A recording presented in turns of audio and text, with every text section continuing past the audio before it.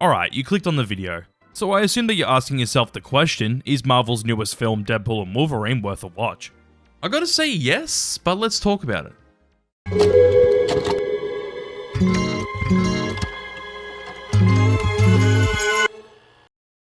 Just before I get into my thoughts about the movie, Deadpool and Wolverine is the third Deadpool movie after the first movie was released in 2016, and its sequel released in 2018. Damn, it's been 6 years since the sequel came out and 8 since the first?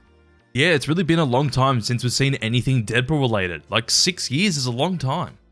Anywho, the 6-year gap was because of the obvious pandemic, but also the fact that 20th Century Fox was bought out by Disney. With that, they struggled to figure out what to do with the Marvel characters that were under 20th Century Fox, especially Deadpool since he's now technically a part of the MCU. But finally, after all this time, they figured out what to do with the character, since we finally have a new Deadpool movie, and oh, cool. They brought along other well-known Marvel characters such as the obvious one being Wolverine, and also so many others into this movie. Anywho, the basic plot of the movie is that Deadpool has to go and get the help of Wolverines to save his universe from being completely wiped from existence.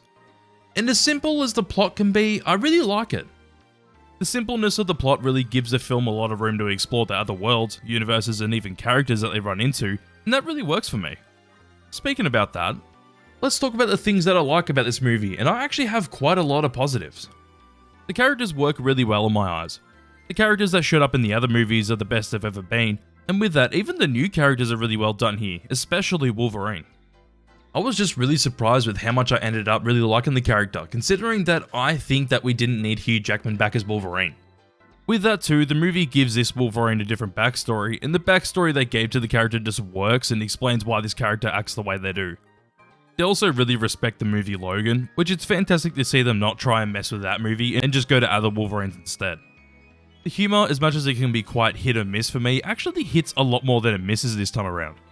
The first two Deadpool movies, I feel like for every joke that works, you'll have about 1 or 2 that don't work, but this time around, I'm surprised it's usually 1 for 1, or sometimes we'll get 2 good jokes and then 1 miss. Yeah, I found myself laughing quite a bit when watching this movie, which is pretty impressive to do. And on top of that, one of the fourth wall jokes was actually really well done early on into the movie. I find fourth wall jokes to be really overdone and quite stale, but this one in particular that I'm talking about really caught me off guard and gave me a good laugh. The look of the film is really damn solid, with a few really obvious things that look great being the superhero suits and shit. Even some surprise characters that show up look awesome, but I will talk about that more in the spoiler talk. With that, the action and cinematography are really well done, and the fights looked fantastic besides from one, which I will talk about later. If you're already an existing fan of the characters in the universe, it really helps since you'll understand a lot of the fan servicey type of things, as there's quite a lot of it, and most of it really works. There's a lot of surprise characters that show up in the movie that aren't in the trailers at all, and that's really cool. With that though, the movie's just really damn fun, but I have to ruin it a little bit with a few negatives I have before the spoilers.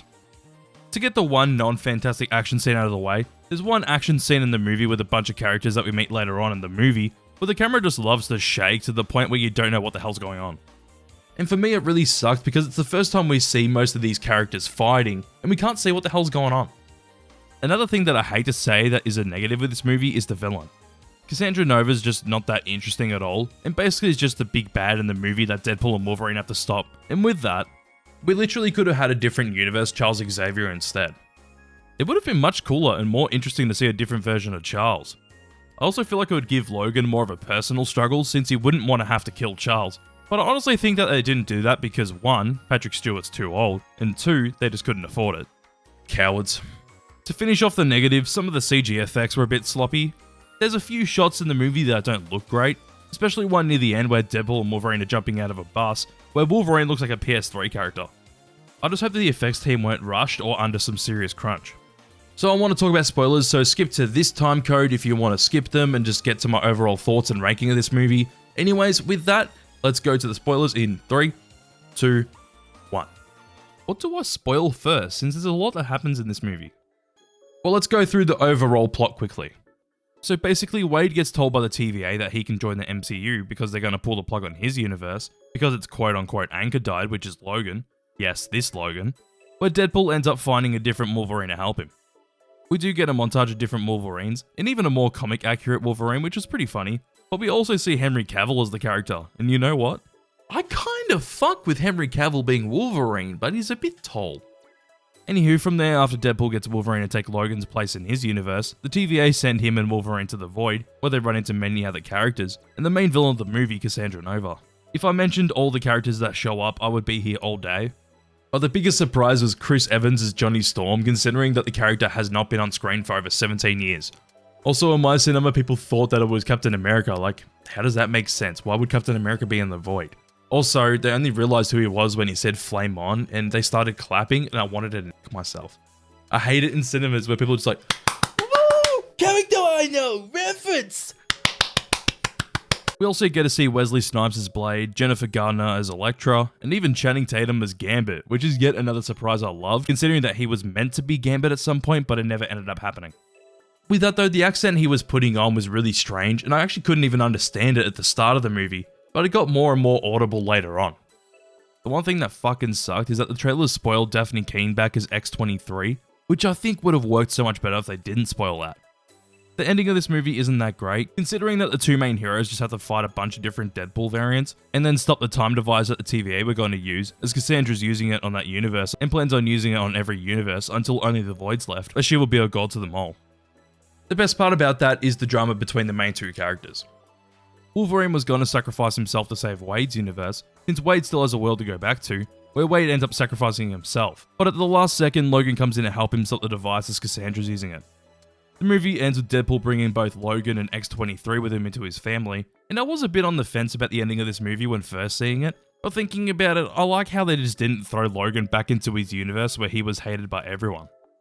Whilst on the topic of Logan, that's what I love about his character, the backstory. The movie gives his backstory the time it needs by establishing what Logan did in his universe. He went out and got drunk one night to return to the X-Men all dead, where he went into a rage killing as many people as possible, starting with the people that killed the X-Men, and then other people. After realizing what he'd done, he's just been a shell of his former self trying to drink his sorrows away, and we see that early on, and throughout the film he learns what it means to truly be a hero. Oh yeah, also the action scene I was talking about involves all the characters I mentioned that showed up before, besides Johnny Storm because he got obliterated by Cassandra early on. It just sucks that the one action scene that I felt like was poorly filmed involved all the heroes that everyone wants to see fight in a big action scene. Speaking about Cassandra, seeing how she taps into people's minds is really damn cool, where she basically puts her hands inside someone's head to see in their mind. It's just a neat but also kind of disturbing visual. Lastly, I wasn't a big fan of the start of this movie, where Deadpool digs up the grave of Logan to use his adamantium skeleton to fight the TVA. I just felt like they should have started the movie where it actually starts instead of starting it later on. I'm just not a fan of movies that have to backpedal to explain what just happened and then go back to where we were later on. At least it only takes about 15-20 minutes to get back to where we were. Oh yeah, they did absolutely nothing with that Ant-Man base that Cassandra had as well. So Deadpool and Wolverine has a lot going on in the movie, and for what it is, I think it works really well. This is just a really fun and enjoyable movie from start to finish, and on top of that, this movie does what the other two Deadpool movies do, but even better than those two movies. And with that, this movie has less negatives than those movies as well. Sure, I do have my negatives, but those things don't take that much away from my experience with the movie, since there's a lot of things that I really like, from the characters to the humour.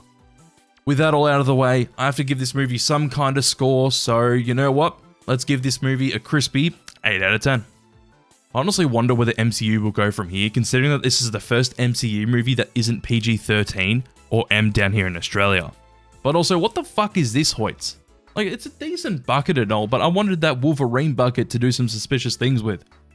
This will do, I guess.